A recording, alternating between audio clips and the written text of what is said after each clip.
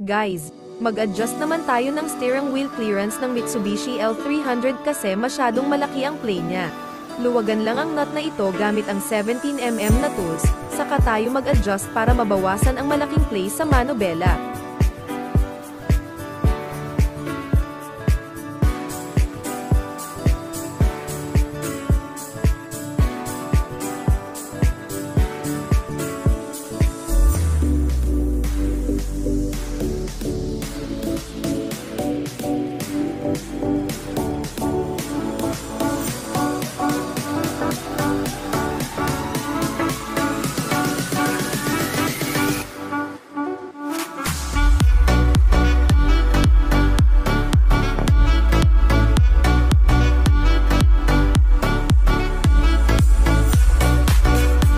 Ito na ang pinakamaayos na adjust ang kinaya niya.